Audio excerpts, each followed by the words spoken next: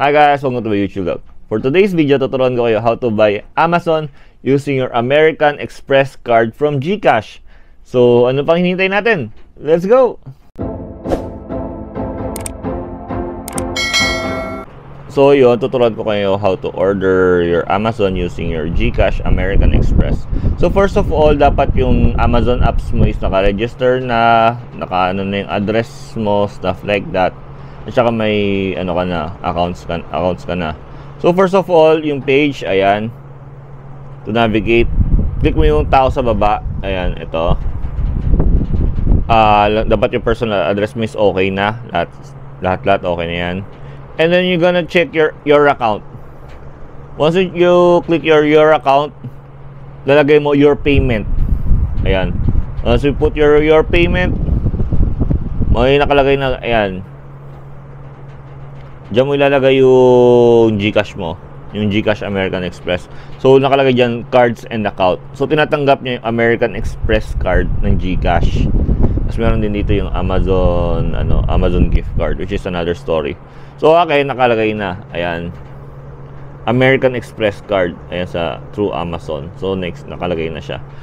So paano siya ikakabit siya diyan? So first, maglagay ka dapat ng GCash account mo, fully verified, may pera, tapos may blue check ka na. Ibig sabihin verified yung account mo. And then click mo your profile. Tapos lagay mo yung my link account. Check mo yung my link account. Once you check your link account, dapat yung American Express card mo is naka-blue. Ayan. So, ibig sabihin yung American Express virtual mo is pwede kang eligible ka na gumamit ng card.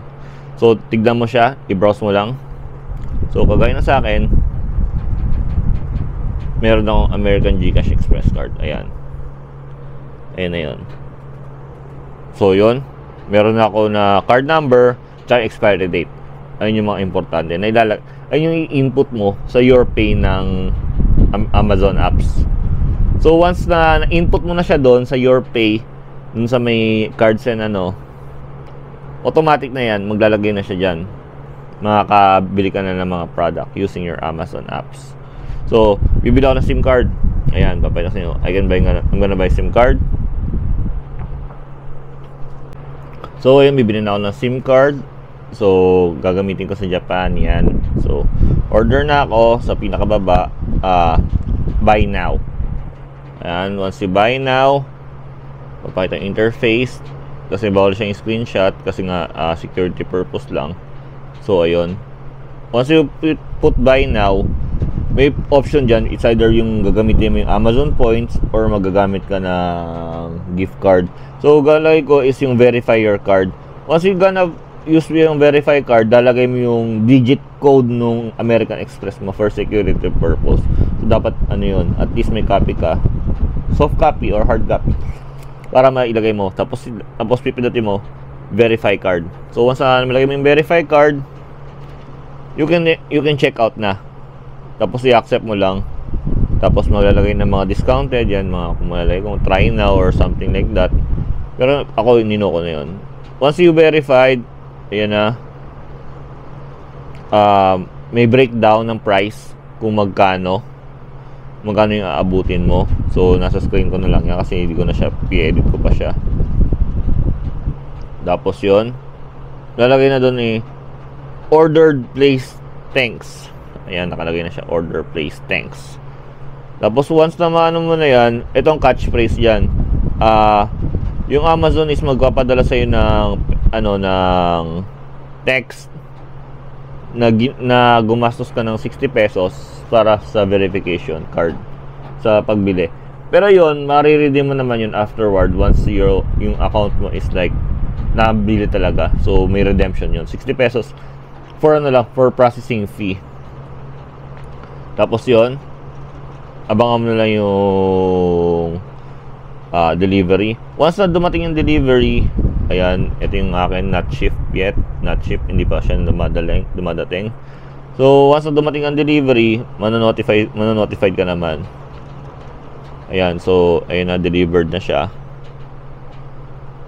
Ngayon deliver na siya kasi ilang araw na to. Yun lang, tapos na siya.